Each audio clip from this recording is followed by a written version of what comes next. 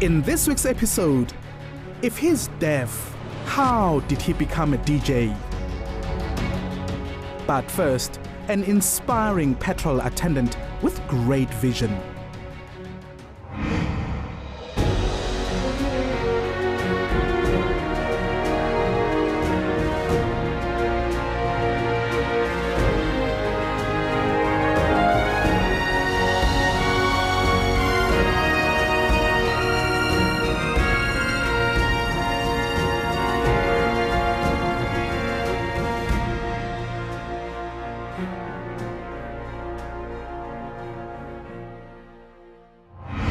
When William Kgopa came to Gauteng to search for greener pastures, he had two important things: a bag of clothes, of course, and an attitude of winners. He always knew that taking full responsibility for his life instead of blaming others would help him achieve. And he was right. Williams turned out to be an inspiring story of rags to riches.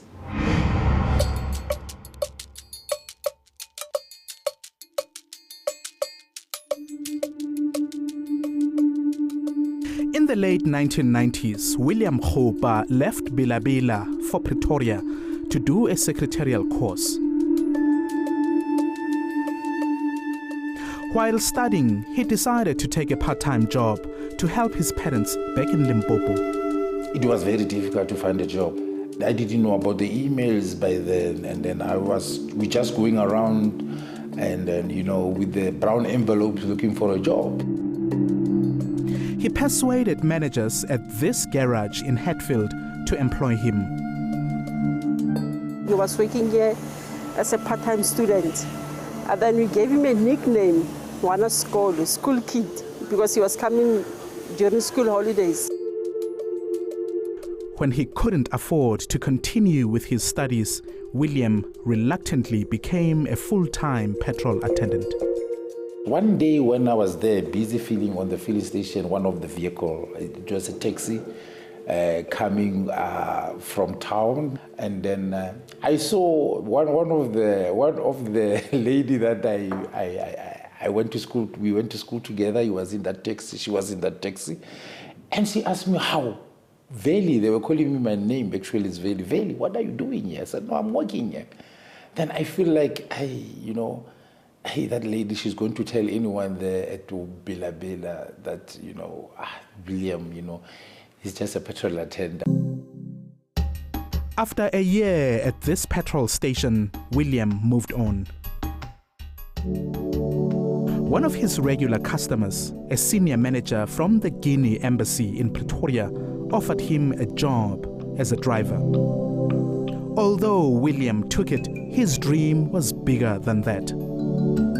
I heard him once saying, when we had a chat among workers at the embassy, that he would like to open his own business. He said he will be focused on something that he knows very well: cars. William didn't stay too long at the Guinea embassy.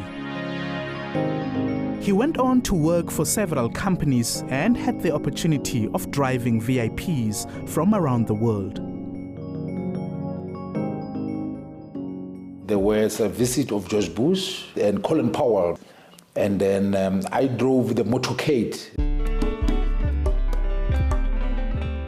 In 2004, South Africa won the bid to host the FIFA World Cup. William spotted an opportunity. He knew there would be demand for transport. He wanted to start a business. My concern was I was not working by then, and I was pregnant, so I was afraid of who's going to take care of us, and the baby's coming, and we were renting a flat by then. So I just resigned in the middle of the month. I called one of my uncle. I said, hey, Brapesi, you know why? There's a World Cup coming in the country now, 2010. Can you help me, uncle, with maybe finance? Or we start the business together. That's how William and his uncle started Mokgotsi shuttle services. But disappointingly, the business never took off the way they had hoped. He bought 2 vehicles. We started with those cars, and we were partners by then, you know. But because of my uncle was so busy and then doing some other projects, we decided to close it down.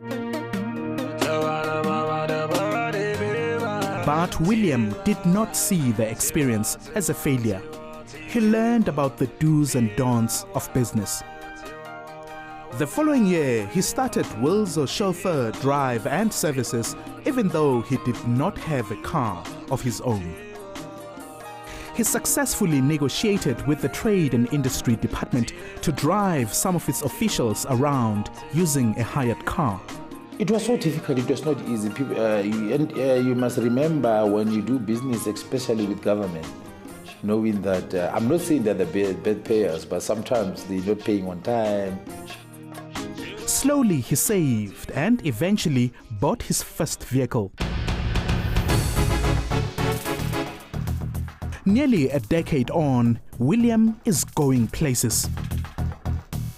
He has established a company that employs 20 people, chauffeuring international dignitaries across the Southern African region. You know, with Wilzo, we are covered, no hassles whatsoever, and he has become part of the family. I mean, he knows us by names, and he knows everybody, and he knows where we stay. We don't get to miss our flights. You know, he's there forever on time.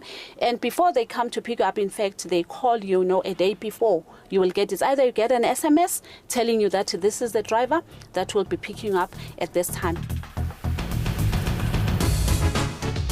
From a petrol attendant who took home a paltry 250 rand per week, William now operates a multi-million rand service.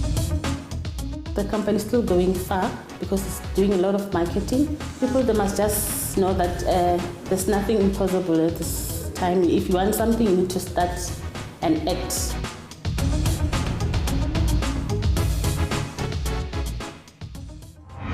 There you have it. As always, we appreciate your feedback. Against all odds at enca.com. You can also be in touch with us on Twitter and Facebook. Coming up, find out what makes this man a remarkable DJ.